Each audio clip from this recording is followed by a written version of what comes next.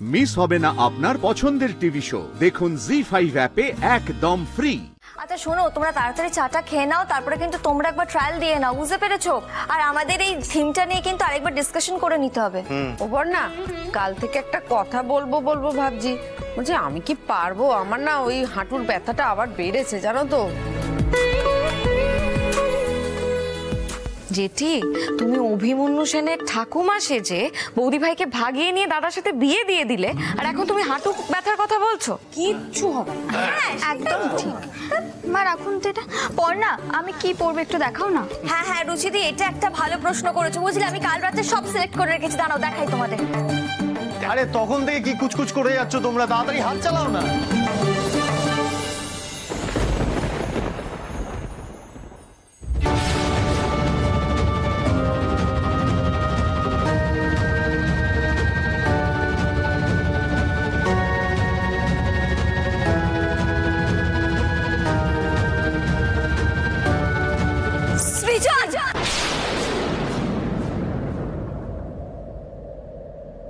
কি হয়েছে পর্ণা?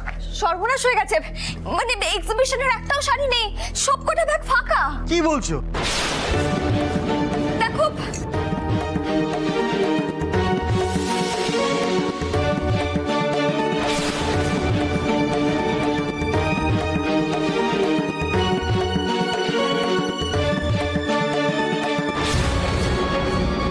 শাড়ি নেই মানেটা কি? এটা কি করে হয়? একটু আগেই তো সব ঠিক ছিল, ও সেই জন্য একটু ভালো করে দেখ না বাবা, শাড়িগুলো কোথায় যাবে? এখানেই তো ছিল।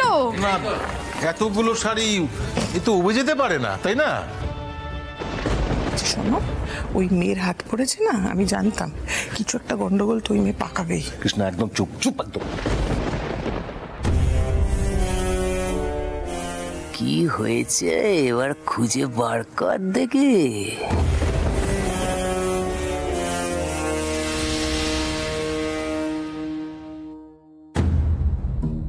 কি ব্যাপার বর্দা, এখানে সবাই টেনশন করছে শাড়ি হারিয়ে গেছে বলে, আর এদিকে আপনারা এত হাসছেন কেন বলুন তো? এত মিটি মিটি হাসির কি আছে? হাসি? হ্যাঁ কি বললে? এই চুপ, দশটামা করিস না। পর্ণা, ওরা হাসছিল সেটা তুমি নিজের চোখে দেখেছো? হ্যাঁ জেঠু, আমি দেখলাম মৌমিতা দি আর অয়নদা চোকাচুকি করে হাসছে। হ্যাঁ দাদু, আমিও দেখেছি, বাবা মা হাসছিল। আমি এই জন্য শুরু থেকে বলছিলাম যে আমার সন্দেহ হচ্ছে ওদের উপরে। আরে বাবা, আমি শিওর যে ওরা জানে কোথায় রয়েছে শাড়ি। নিজের পেটের ছেলেও তো 70, আর কাকে কি বলবো? ঈশামা, এই মেয়ের হাত থেকে আমাদের রক্ষা করো। এই যে শোনো, সন্দেহই যখন হচ্ছিল ওদেরকে, তাহলে ওদের চোখের আড়ালে রাখোনি কেন শাড়িগুলো?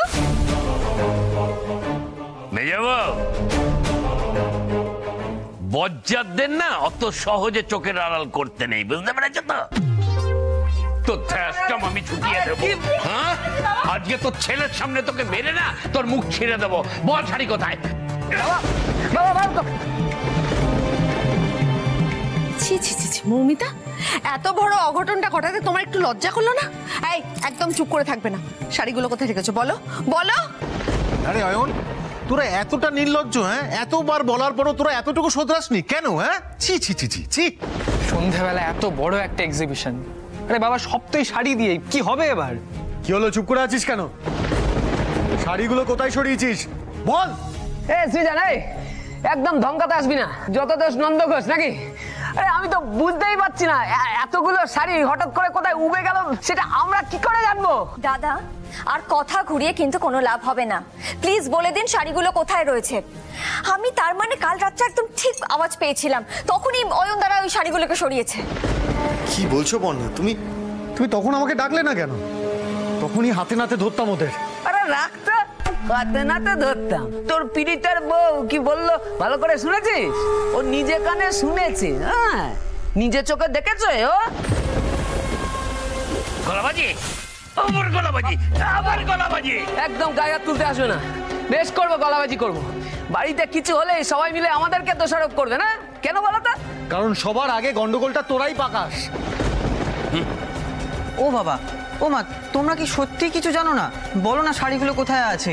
আরে বাবা, কিছুক্ষণ পরেই তো এক্সিবিশন, শাড়িগুলো না পেলে সর্বনাশ হয়ে যাবে। এই বুবাই, একদম চুপ করে থাকবি। সেই থেকে বাবা মাকে উল্টোপাল্টা কথা শুনিয়েই চলেছে। গঙ্গার ছেলে বলছি না আমরা জানি না, আমাদের জন্য মরণ নেই। আমরা জেনে শুনে শাড়ি সরাতে যাব, দিন রাত এমনিতেই লোকে কথা শুনে যাচ্ছে, তার উপরে এইসব। দেখো দিদি, যদি সত্যি সত্যি কিছু করে থাকো তাহলে কিন্তু বলে দাও। পর্ণা কি বলেছে মনে আছে তো? এরপর যদি কোনো প্রমাণ পাওয়া যায়, পর্ণা তোমাদের কি হাল করবে নিশ্চয়ই বুঝতে পারছো।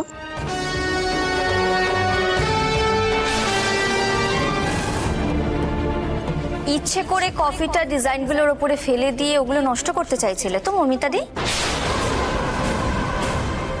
এই এক্সিবিশনে যদি কোনো রকম গন্ডগোল পাকানোর চেষ্টা করেছো না তোমরা, তাহলে কিন্তু তোমাদের অবস্থা আমি কাহিল করে ছাড়বো। সেই জন্যই তো বললাম যে এসব আমরা কিছু জানি না, এমন কাজ আমরা করিনি। দিদি তুই একটা সলিউশন বের করা, শাড়িগুলো। এক মিনিট পিকুলু, দাঁড়া। আগে কে কি করেছে তার একটা নিষ্পত্তি হোক, হ্যাঁ? তারপরে সব দুধ কা দুধ আর পানি কা পানি হয়ে যাবে। কিভাবে মেজ দাদু? আরে সৃজন, আমাদের বাড়ির উল্টোর দিকে রতনদের যে ওষুধের দোকান, ওখানে একটা সিসিটিভি লাগানো আছে না? রাইট। হ্যাঁ তাই তো, আমার আসলে টেনশনে না মাথা কাজ করছিল না। আর সত্যি তো ওই সিসিটিভিটার তো মুখটা আমাদের বাড়ির দিকেই করা। হ্যাঁ, তাহলে টাইম ওয়েস্ট করে লাভ নেই। সৃজন, তুমি এক্ষুনি যাও, গিয়ে সিসিটিভি ফুটেজটা নিয়ে এসো তো। তাহলেই বোঝা যাবে যে কাল রাত্রিবেলা শাড়িগুলো নিজে পায়ে হেঁটে বেরিয়ে গেছে নাকি অয়নদা আর মৌমিতা দিয়ে ওগুলোকে সরিয়েছে বাড়ি থেকে।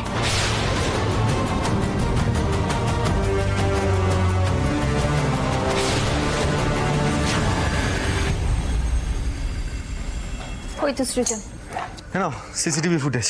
এই দেখলো, একটু ল্যাপটপটা অন করা। দাঁড়াও আমি চালাচ্ছি। হ্যাঁ। চালাও তো একটু দেখি।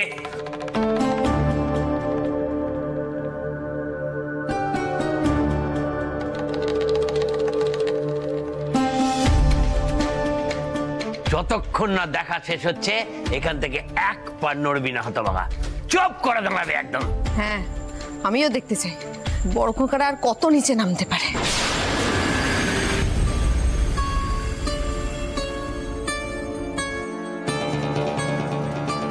এই লোকগুলো কি খেয়ে দিয়ে কাজে নেই, রাত্রিবেলা ঘুরে বেড়াচ্ছে কেন?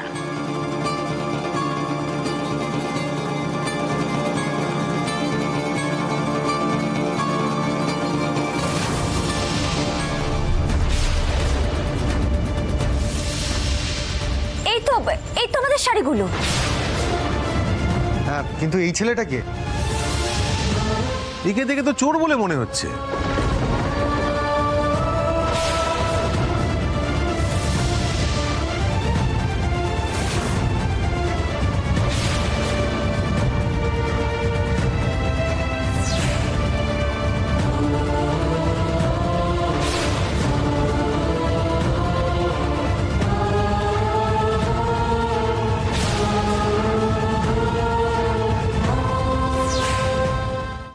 জি5 ডাউনলোড করুন আর সব এপিসোড দেখুন একদম ফ্রি।